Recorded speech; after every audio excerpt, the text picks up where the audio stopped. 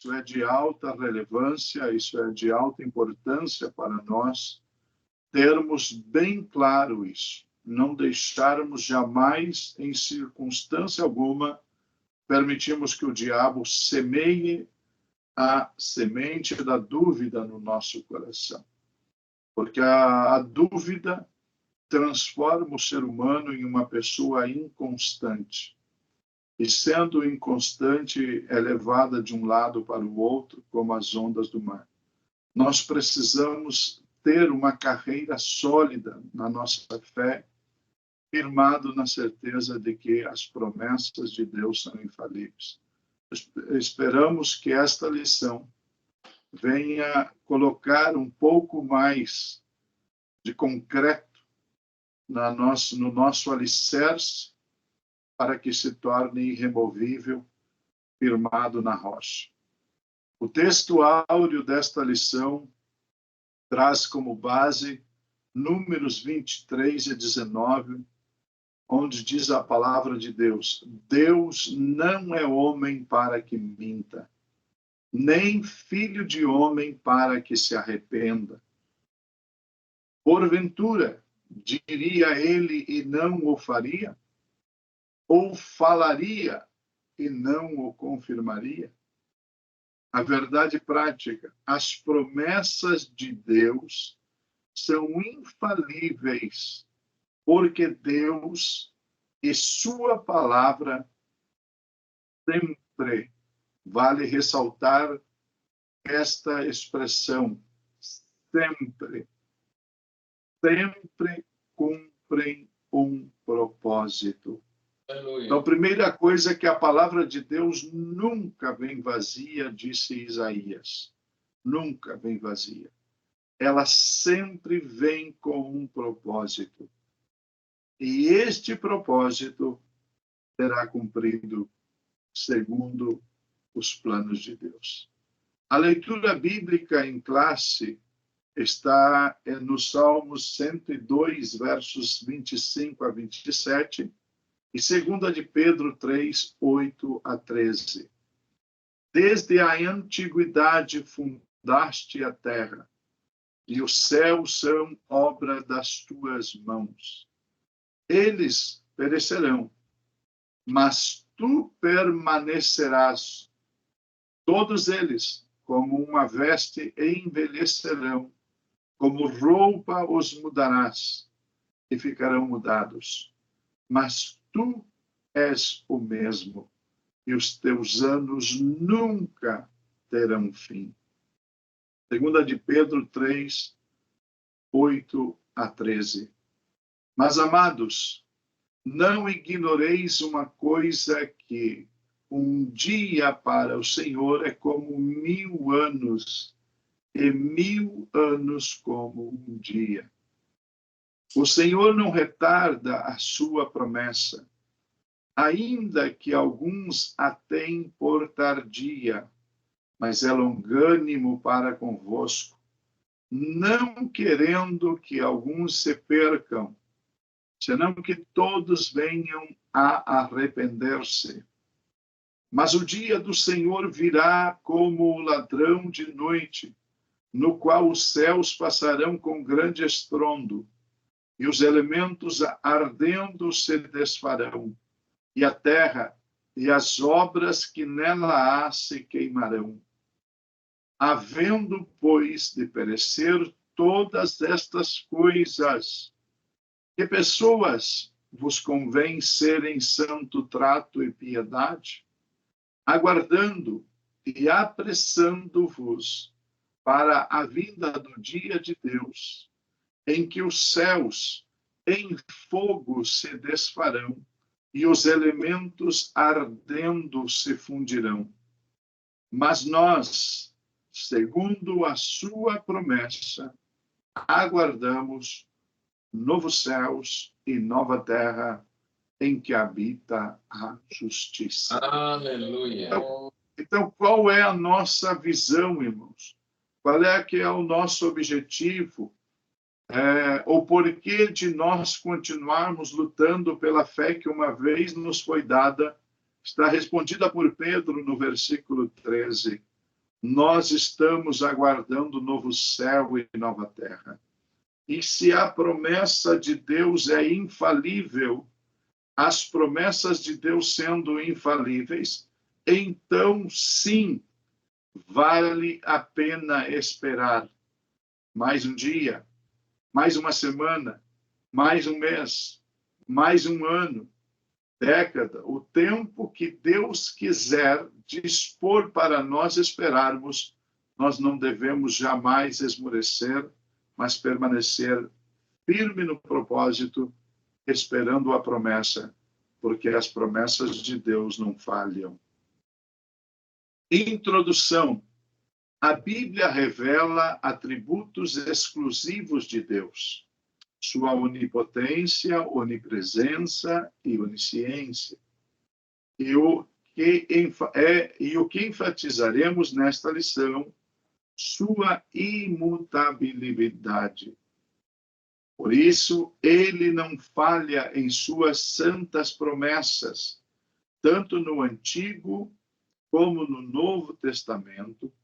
A infalibilidade de Deus em suas promessas é um tema de grande valor que fortalece a nossa vida espiritual, aprofunda o nosso relacionamento com Ele.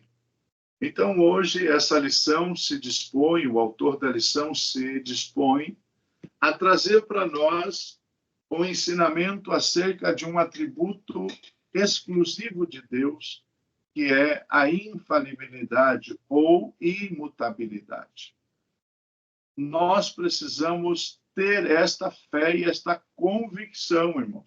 Não permitir jamais que o diabo mine a nossa esperança, porque se ela estiver confiada em um Deus que muda, ou em um Deus falível, então nossa fé será diminuída e logo enfraqueceremos. Logo vamos baixar a guarda e o inimigo das nossas almas terá total liberdade para entrar em ação e até mesmo destruir a nossa fé. Por isso, Paulo recomenda aos Efésios 4:27, não deis lugar ao diabo, não deis lugar ao diabo. Essa deve ser a nossa convicção de fé, essa deve ser a nossa forma de agir e essa deve ser a nossa forma de atuar sempre, sempre, com a porta fechada e trancafiada para o diabo, para que ele não venha minar a nossa esperança de que um dia veremos um novo céu e uma nova terra.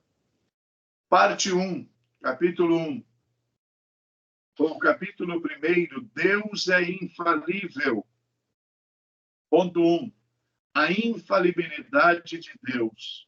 O Salmo 102 revela a autoridade de Deus, exemplificada pelo seu governo sobre a criação, verso 25. Contudo, o salmista faz o contraste entre Deus e sua criação. O que há na criação um dia passará, envelhecerá e mudará, mas o Criador não muda. Ele permanece para sempre. Verso 26. A imutabilidade de Deus revela que ele é infalível. Verso 27. Por isso que, na Bíblia, não há uma só referência que mostre que Deus falhou em seus planos, palavras e promessas. Ele é absoluto, infalível e imutável. Aleluia. Então, aqui estamos diante de uma afirmação categórica do nosso autor da lição, baseado especificamente neste texto do Salmo 102, onde ele cria um contraste entre Deus e a sua criação. Onde, neste Salmo, o autor do Salmo, ele propõe uma comparação entre o que Deus fez e o que ele é. quando fala das coisas que Deus fez, elas podem passar, elas podem envelhecer, elas podem até ser mudadas. Mas quando o salmista vira e vira de lado, ou seja, mostra o outro lado da moeda, ele começa a mostrar um Deus em que, ademais de ter criado tudo e dado a todas as coisas um tempo pré-estabelecido, ele pré-estabeleceu um tempo de duração para cada coisa. Nada daquilo que foi criado é para sempre. Todo será destruído, todo será corrompido, todo passa o processo. Dentro de nós, ele coloca, então, nós somos aquilo que é chamado de coroa da criação. Em nós, Deus coloca uma parte especial da sua glória, da sua presença, da sua graça infalível. E então nós temos dentro de nós um ser espiritual. Mas a matéria, ela também se destrói, também se corrompe e também é falível.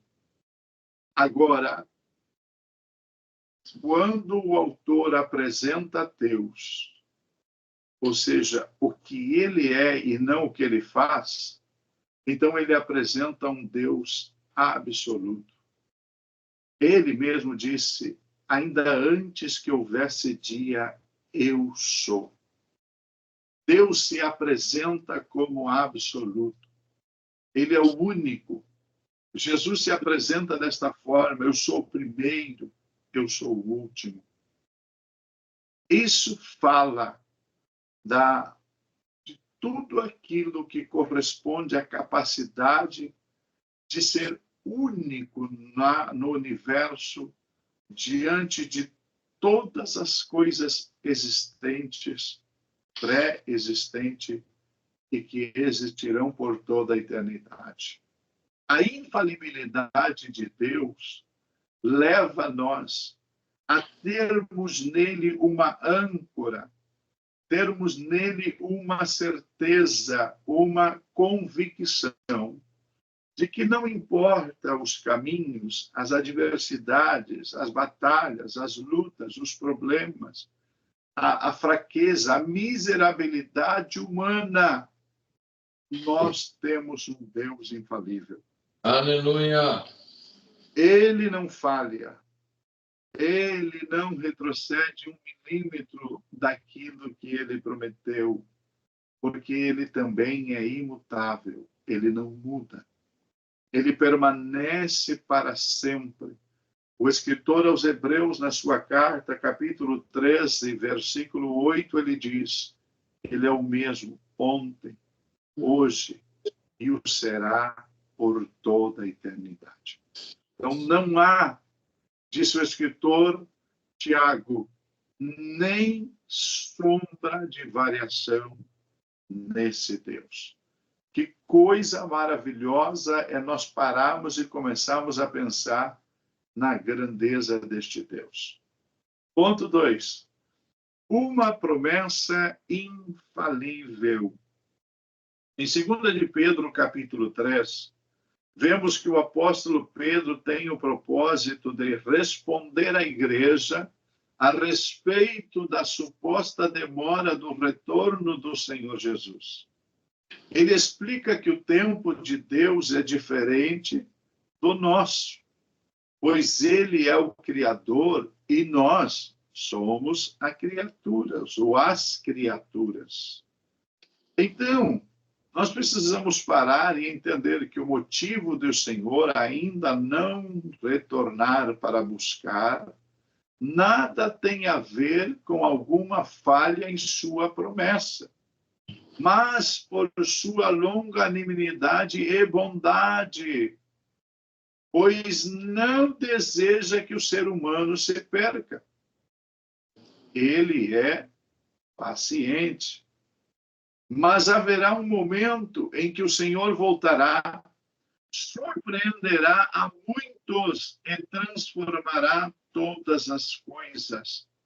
A promessa da sua vinda é infalível.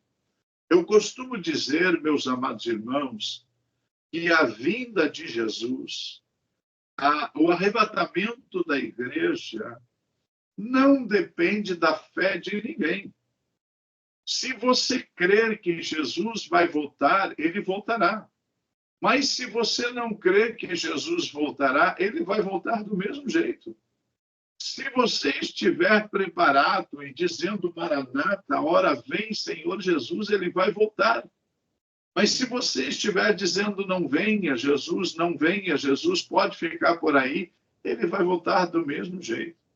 O dia e a hora designado na eternidade fará com que ele venha.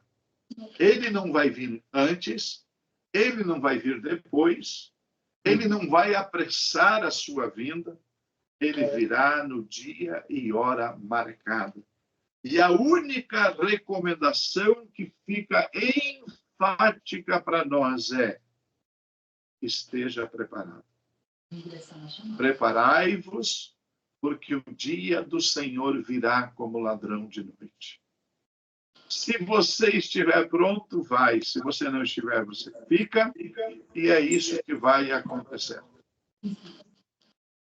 Então, quanto à infalibilidade de Deus, é importante nós termos bem claro que se Deus não quiser vir hoje, amanhã, o mês que vem, a semana que vem, nós precisaremos continuar esperando, porque a promessa de Deus é infalível. Irmã Alice, o seu microfone está aberto, está fazendo microfonia. Aí, obrigado. Amém. Vamos, então, a este ponto-chave que nós tenhamos em conta. É bom a gente parar e respirar. A promessa, ou uma promessa infalível para provar que Deus, e aquele que duvidar, aquele que desistir, desanimar, fraquejar, chegará o momento em que vai chorar lágrimas de sangue, mas não terá lugar de arrependimento. Ponto 3. A palavra infalível de Deus. Ao longo da Bíblia, vemos que Deus cumpre suas promessas. Conforme lemos em Reis, está escrito em 1 de Reis, capítulo 8, versículo 56. Bendito seja o Senhor, que deu repouso ao seu povo de Israel. Segundo tudo que disse, nenhuma só palavra caiu de todas as suas boas palavras que falou pelo ministério de Moisés, seu servo. Esse texto confirma a infalibilidade de Deus em cumprir suas preciosas promessas. Ele não esquece nenhuma delas, porque é zeloso para cumprir o que prometeu. Jeremias 1:12. Portanto, a Bíblia, a palavra de Deus, é a fonte de promessas infalíveis para as nossas vidas. Então, aqui, meus irmãos, eu gostaria que os irmãos parassem comigo por um momento para meditar em algo. Sabe por que muitas vezes nós deixamos de aproveitar, de desfrutar, de vivenciar aqui na Terra promessas maravilhosas de Deus?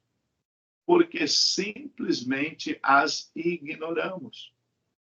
Ignoramos porque temos uma preguiça mental de investigar, de buscar. A Bíblia diz que os segredos de Deus são para aqueles que o buscam e o amam. O próprio escritor, o sábio Salomão, ele diz que ele usando a expressão em nome de Deus, eu amo os que me amam, e os que de madrugada me buscam me acharão. Quando nós olhamos para isso, irmãos, é uma expressão metafórica de tempo. Não é literalmente madrugada. Mas madrugada, numa expressão metafórica de tempo, significa o primeiro momento do começo de um novo dia. O primeiro tempo, aqueles que fala aqui em prioridade, aqueles que têm a capacidade de priorizar o primeiro momento do dia que começou para Deus. Aqueles que têm a visão, aqueles que têm uma revelação divina para entender, compreender que não é Deus em primeiro lugar, mas é Deus, como diz as Sagradas Escrituras, amar a Deus de todo coração, alma, entendimento e ser. O que é isso? Abarca os 4 aspectos do ser humano na sua complexidade com espírito, alma e corpo. Está falando do espírito, está falando da alma e está falando do corpo. Amar a Deus de todo o seu ser. Nós entendemos na matemática, na aritmética, de que todo é 100%. É 100%. Quando vamos estudar e aprender sobre porcentagens, entendemos que o todo é 100%. Então, Deus quer que o ser humano o ame de todo o seu ser. Mas como é que o ser humano vai fazer isso? Buscando na palavra de Deus. Porque a palavra de Deus é uma fonte de promessas.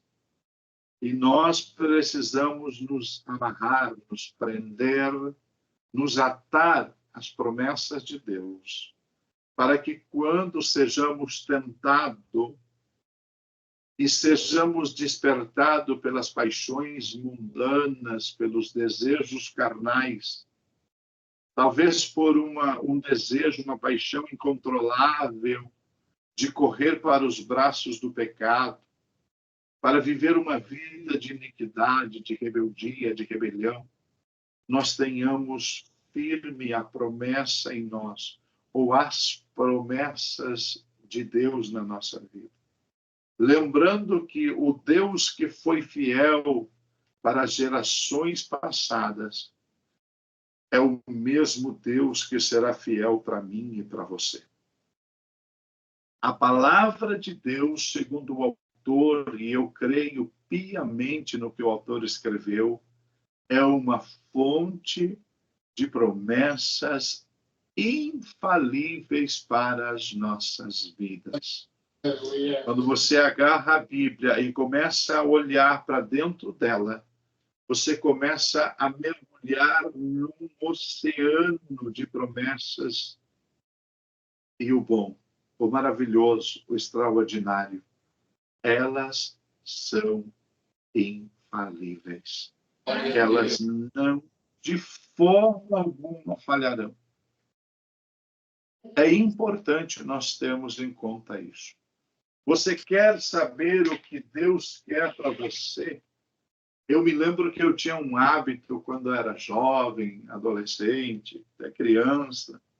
Eu tinha um hábito que depois não sei por que eu deixei, até não tenho explicação nenhuma por que eu deixei de fazer isso. Mas eu me lembro que eu tinha um hábito, pastor Ícaro, os irmãos, que sempre quando eu estava em dúvida de algo, eu pegava uma Bíblia, eu sempre gostei de ter uma Bíblia ao meu alcance. Eu pegava uma Bíblia, fechava os meus olhos e orava e dizia, Senhor, eu, como humano infalível, pobre, miserável, não sei o que fazer. Eu preciso de uma orientação, eu preciso, Senhor, de uma palavra que me direcione a fazer o que é para ser feito segundo a tua vontade e o teu querer. Fechava os olhos, abria a Bíblia e ali eu lia aquilo que eu entendia, né? Colocava a mão sobre a Bíblia e lia aquele texto. E cansei de quantas vezes ter a resposta clara e límpida na palavra de Deus. Outras vezes eu entendia que eu deveria orar mais, esperar no Senhor, confiar no Senhor. Né? Então, são hábitos que você não pode perder, de manter esse contato íntimo com a palavra de Deus, porque ela tem resposta para toda e qualquer dúvida que você tiver. Toda e qualquer necessidade que você tiver. Tudo aquilo que você precisar, a Bíblia tem uma palavra. Em todos os âmbitos da vida, quer seja social, emocional, conjugal, familiar, profissional, financeiro, projetos, sonhos, ideais, anelos, paixões, amor, ódio, raiva, tudo que for a área que você precisar de uma resposta, a Bíblia tem nos seus 1.189 capítulos, 31.173 versículos. Essa é a Bíblia, com mais de 743 mil palavras. A Bíblia tem uma palavra para qualquer necessidade. E vou, com toda a alegria da minha alma, afirmar o que o autor da lição disse: a Bíblia, palavra de Deus, é a fonte de promessas infalíveis para as nossas vidas. Amém, meus irmãos? Até aqui todos entendidos? Alguma pergunta, alguma dúvida? Os irmãos vão anotando aí e nós vamos dando seguimento aqui. Capítulo 2. Deus não mente, nem se arrepende. Ponto 1. Deus não mente nem se arrepende. Em Números, lemos que Deus não mente, nem se arrepende. Números 23, 19. Ao longo do capítulo 23, há um contexto que reforça a verdade de que o Altíssimo não mente, nem se arrepende, por ocasião da tentativa de Balaque em fazer com que Balaão amaldiçoasse o povo de Israel. Lemos que, ao introduzir a mensagem da palavra de Deus que não agradaria a Balaque, o profeta Balaão enfatizou que ele não mente, nem se arrepende, para em seguida arrebatar. Eis que recebi mandado de abençoar, pois ele tem abençoado, e eu não o posso revogar. Números 23, 20. Assim, Balaão não podia fazer o que Deus não havia decretado. Aqui está, meus amados irmãos, então, as promessas de Deus, elas vêm carregadas de uma fortaleza, de um alicerce que nós precisamos ter, que é a certeza de que Deus não mente e Deus não se arrepende. E ninguém, nenhuma pessoa, não importa o nome, o renome, a história, o cargo que exerça, nenhuma pessoa poderá fazer o que Deus não autorizou fazer. Mas eu não. Se Deus não amaldiçoou, ninguém amaldiçoará. Se Deus abençoou, ninguém vai amaldiçoar. Se Deus decretou, ninguém vai revogar o decreto de Deus. Jó já no final do seu flagelo, de todo aquele contexto que ele está vivendo, sofrendo, passando coisas terríveis, ele chega à seguinte conclusão, no livro de Jó, capítulo 42, versículo 5, ele disse, olha, ele fala assim, Deus, eu te conhecia de ouvir falar, mas agora os meus olhos te contemplaram. Ou seja, só de ouvir falar, Jó já tinha toda aquela forma peculiar de servir a Deus, que o próprio Deus dá testemunho no capítulo 1 de Jó. Imagine o que Jó está dizendo, se antes de ouvir falar eu conseguia ter toda aquela forma muito particular e peculiar de ser um devoto, um seguidor, um servo, um homem de Deus. E imagine agora com os meus olhos te vendo. E ele, no versículo 2, houvera concluído dizendo que Deus, ele tinha certeza que nenhum projeto, nenhum plano, nenhum pensamento de Deus poderia ser frustrado. Porque Deus é infalível. Deus não mente e Deus não se arrepende. É bom a gente afirmar a nossa fé nessa certeza, nessa convicção de que o Deus que nós servimos não mente e não se arrepende. Ponto 2. Deus se arrependeu? Em Gênesis 6, lemos que Noé construiu uma arca para a salvação dele, de sua família e dos animais por causa da destruição que viria devido à grande corrupção e violência da sociedade de sua época. Entretanto, esse mesmo texto diz que Deus havia, entre aspas, se arrependido de ter feito o ser humano, pois, entre aspas, pesou-lhe o coração ao contemplar o caminho de corrupção e violência que a humanidade decidiu trilhar. Assim poderíamos nos perguntar, afinal de contas, Deus se arrepende? Vamos ver, então, a explicação dada pelo nosso autor da lição. Ponto 3.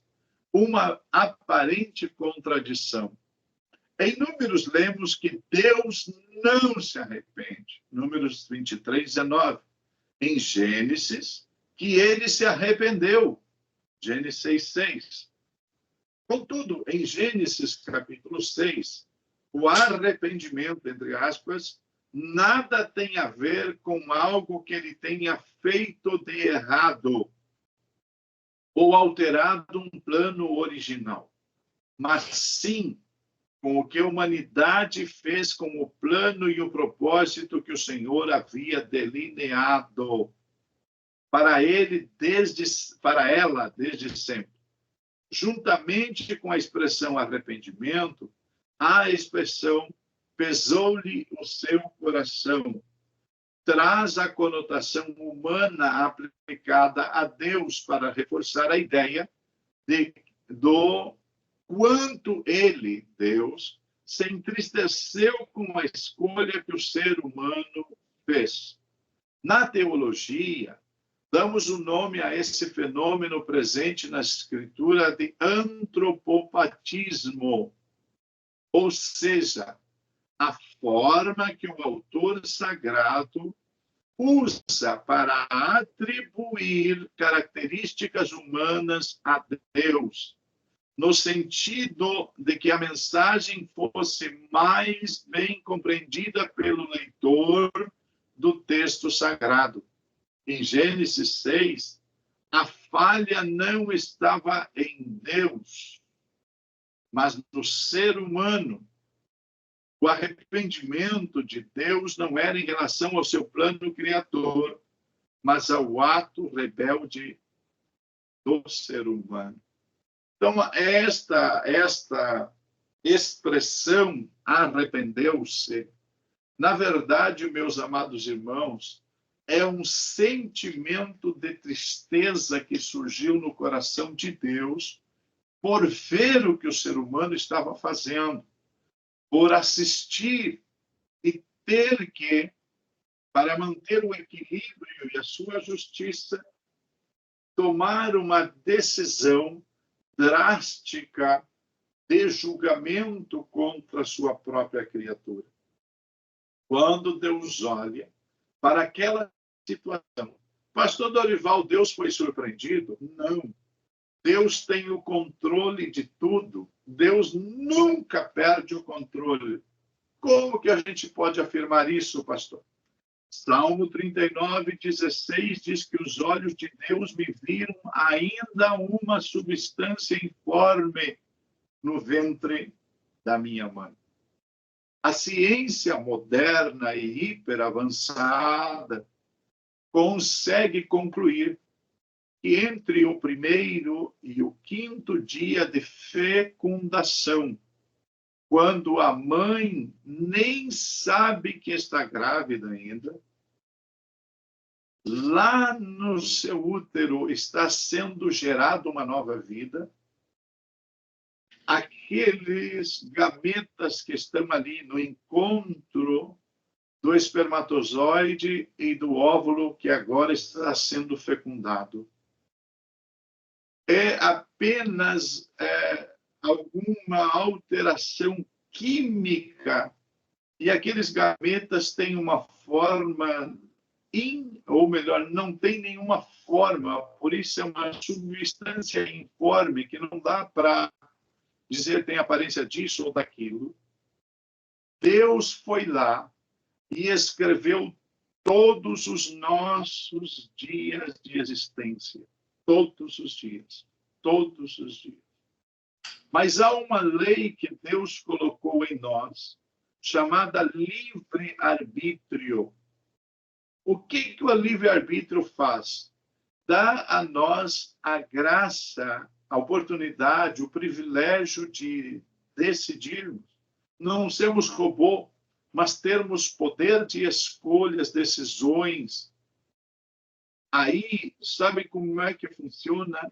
Para Deus não perder o controle, toda vez que o ser humano for tomar uma decisão, Deus coloca, eu gosto de sintetizar como uma rotatória na frente do ser humano, com várias alternativas de saída. E para cada alternativa de escolhas para sair daquela rotatória, que a rotatória eu chamo do lugar da decisão, o ponto de escolha, o ponto de decisão. Tem vários caminhos que levarão por caminhos diversos. A Bíblia chama que há dentro dessa rotatória tem um caminho chamado perfeito por Deus. Mas, ao mesmo tempo, há um caminho que parece ser caminho bom. E a Bíblia diz que há caminhos que parecem ser bons, ser perfeitos, mas que o fim deles é a morte. Então, como é que funciona isso? Se o ser humano parar diante daquela rotatória que eu a chamo de lugar da decisão, a rotatória da escolha, da decisão, ele parar e perguntar pelo caminho perfeito e não se mover sem que Deus, que é o único que tem o caminho pré-formado, preparado, estabelecido, chamado de caminho ideal, caminho perfeito, possa te dar a direção, você lançará a mão do teu livre-arbítrio e fará tuas escolhas. Como é que funciona isso? Lá no Gênesis capítulo 4, versículos 6 e 7, Deus fala com Caim do desejo do coração dele. E ali Deus não tem na Bíblia de Gênesis e Apocalipse a palavra livre-arbítrio. Mas aí está explícito o que significa livre-arbítrio. Porque Deus disse assim, se você ceder ao desejo do teu coração, o teu desejo será para você. Mas, ao mesmo tempo, isso se tornará teu senhor. Então, o que é livre-arbítrio?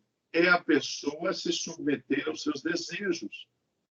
Agora, se você pegar todos os teus desejos, suas vontades, teus quereres e submeter à vontade de Deus, Deus tem um caminho perfeito, um caminho ideal que te levará à eternidade.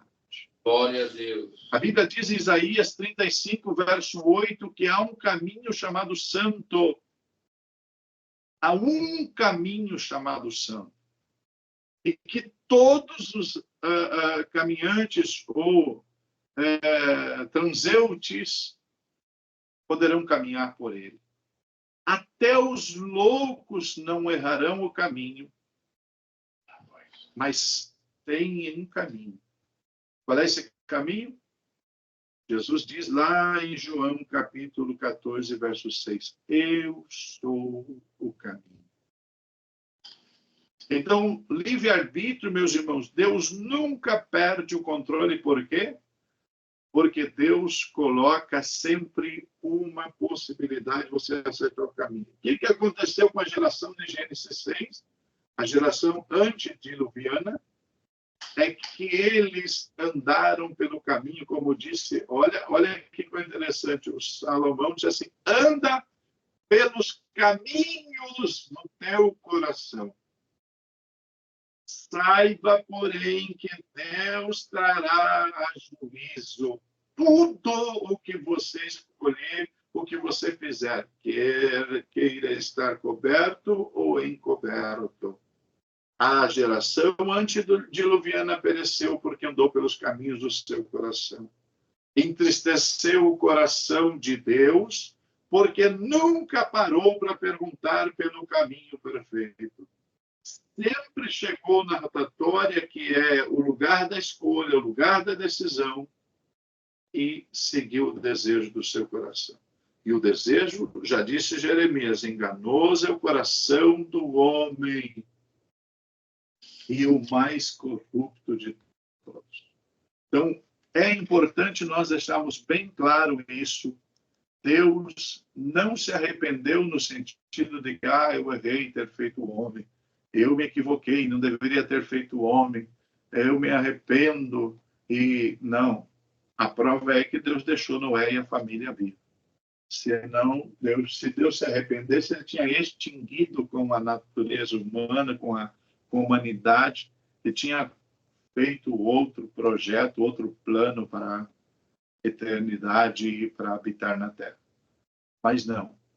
Ele entristeceu-se de uma maneira tal que a única forma que o autor encontra é para tentar explicar ao ser humano o sentimento de Deus, que seria como, no caso humano, aí eu me equivoquei, eu errei, eu falhei, eu me arrependo.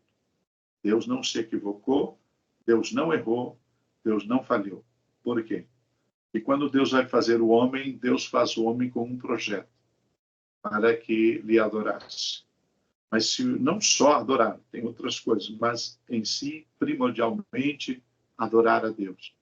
Mas Deus não queria um boneco que lhe adorasse. Deus queria alguém com liberdade de escolha. Então ele coloca o livre-arbítrio e ele não tira. Até hoje nós temos isso. Então ele não se arrependeu. Estamos entendidos até aqui? Amém, meus irmãos? Amém. Glória a Deus. Então vamos ao capítulo 3. As infalíveis promessas de Deus. Ponto 1. Um plano glorioso. A queda do ser humano não pegou Deus de surpresa. Pelo contrário, havia um plano delineado por ele desde o início. Conforme lemos em Apocalipse 13 e verso 8, e adoraram-na todos os que habitam sobre a terra, esses cujos nomes não estão escritos no livro da vida do Cordeiro, que foi morto desde a fundação do mundo. Um plano glorioso que, segundo o conselho da sua vontade, Efésios 1, 11 e 12, já havia sido planejado por meio de Jesus, o nosso Salvador, João 1, 1 a 4. Assim, o mistério da salvação foi revelado como promessa infalível de Deus, Gênesis 3,15, João 3,16. Então vamos lá. O cordeiro que foi morto, o plano do sacrifício perfeito não surgiu de uma reunião depois que o homem caiu.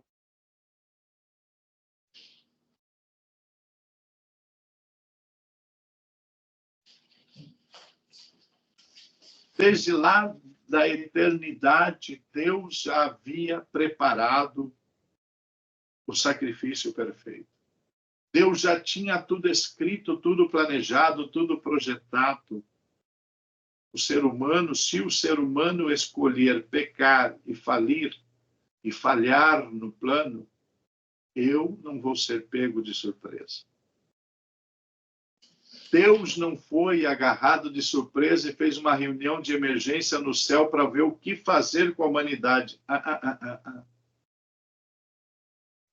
Lá na eternidade já estava designado: o homem falha, mas Deus não erra. Aleluia. Deus não é surpreendido e Deus não é pego desprevenido. Já havia um projeto de salvação, já havia um plano preparado para que o ser humano pudesse ser alcançado pela misericórdia de Deus. A eternidade, juntamente com seu plano de salvação, Deus promete a vida eterna. Em 1 de João 2, 24 e 25. Isso mostra que não fomos criados para a queda, para a rebelião contra Deus e, consequente, a finitude. Fomos criados para eternamente andar e viver na presença de Deus. Dessa forma, o Senhor Jesus é o garantidor da eternidade que um dia experimentamos por ocasião de sua vinda e transformação do nosso corpo corruptível, ou experimentaremos por ocasião de sua vinda e transformação do nosso corpo corruptível em um incorruptível celestial. Aleluia por esta esperança e por esta promessa. Qual é a promessa que nós temos, meus amados irmãos? De que este corpo falível, doente, fraco, corrompido pelas enfermidades, pelos anos, que vai se deteriorando, se despedaçando, enfraquecendo. Vocês devem estar olhando para mim agora, e quem pode estar vendo, eu estou com óculos. O que os óculos fazem? Os óculos corrigem defeitos no meu aparato de visão. Eu preciso destes óculos para que eu possa ver, para que eu possa ler. Esta semana eu fiz a renovação do carnê, da carteira de dirigir aqui no Brasil. E quando eu fui para o foco de ler as letras, números que é apresentado para ser lida, se eu tirasse os óculos, eu não leria nada. Mas colocando os meus óculos, eu pude ler e ser aprovado para continuar dirigindo. O que acontece com o nosso corpo? Ele vai se deteriorando, se despedaçando e perdendo a força e o vigor. Mas um dia, aleluia, Aleluia. bendita promessa, aleluia, urabagashura bagai. Oh, bendita promessa, em que já não haverá mais dores de junta, esquecimento, não precisarei mais de óculos, não precisaremos mais de tantos auxílios para o nosso corpo físico. Porque a Bíblia diz que aquilo que é corruptível se vestirá, revestirá de incorruptibilidade. E nós partiremos para a glória. Nós entraremos na presença do Senhor. Graças a Deus. Oh, bendita promessa de uma eternidade onde o nosso corpo físico, isso que é finito, isso que é falível, isso que é barro, pó e cinza, já disseram Abraão e Jó, vai se revestir de incorruptibilidade e nós entraremos no céu, aonde há um novo céu e uma nova terra. Oh, bendita promessa! Que você possa, meu irmão, minha irmã, permanecer preso, atado, algemado nessa promessa. O diabo nunca roube dos nossos corações essa certeza, esta convicção de que seremos transformados em um corpo incorruptível. Suporte as dores, as enfermidades, as lutas, as dificuldades, as barreiras, as montanhas, as muralhas que se interpõem.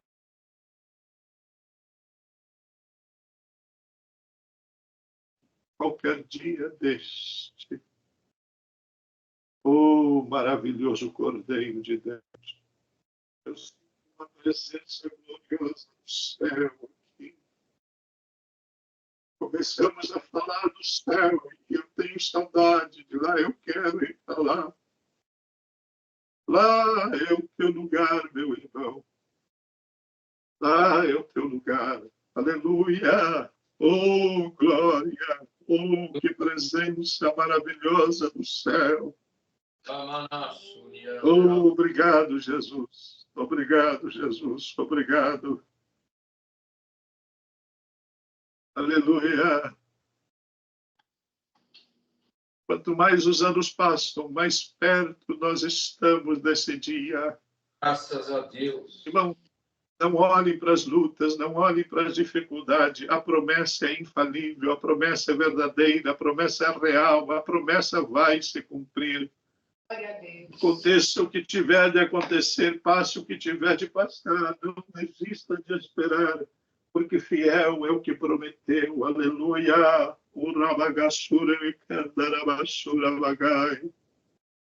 Graças a Deus. Número 3, esperança forjada na promessa infalível de Deus. Ao longo dos séculos, o ser humano busca uma maior expectativa de vida. Ele a tem buscado no suporte dos avanços da medicina, dos novos recursos científicos e tecnológicos à disposição da humanidade. Mas o envelhecimento e a morte são realidades vivenciadas pelo homem inexoravelmente. Contudo, os que têm a sua esperança forjada na promessa infalível de Deus sabem que nada neste mundo pode enfraquecer a alegria da salvação que desfrutamos em Cristo Jesus. Compreendemos que a vida é um dom de Deus, Romanos 6:23, e que por isso, de maneira grata e alegre, tomamos a caminhada com Deus, até chegar o dia em que conheceremos com Ele, como Ele nos conhece. Que maravilha! Que maravilha, meus irmãos. Que maravilha, que maravilha. É óbvio, eu não estou aqui, pelo amor de Deus, irmão, estou aqui pregando que você não procure médico, que você não tome remédios, que você não faça consultas, acompanhamentos e tudo mais. Faça tudo o que estiver ao teu alcance. Mas lembre-se de uma coisa. Um dia desses, se Jesus tardar um pouco a sua vida, eu sempre digo para as pessoas, se Jesus não vier, eu irei para lá qualquer dia destes. Eu irei para lá. Essa é a minha bendita esperança, porque ela está forjada numa promessa infalível de Deus. Eu sei, disse Paulo, em quem eu tenho crido. Aleluia. Eu sei em quem tenho crido. Todos aqueles, meus amados irmãos, que têm a alegria da salvação. Quando nós falamos da salvação, falamos da eternidade, das promessas de Deus. Eu não sei, os irmãos, a minha alma, o meu espírito salta de alegria. Há um gozo imensurável na minha alma. Glória a pelo Deus. céu que está me esperando. Encerrando a lição, a conclusão, concluímos mais um trimestre estudando a respeito das promessas de Deus, ou infalíveis de Deus. Aqui temos a oportunidade de renovar a nossa esperança no Senhor, sabendo que podemos fazer a nossa caminhada com Cristo de maneira confiante e segura, pois o nosso Deus é fiel para cumprir as suas infalíveis promessas.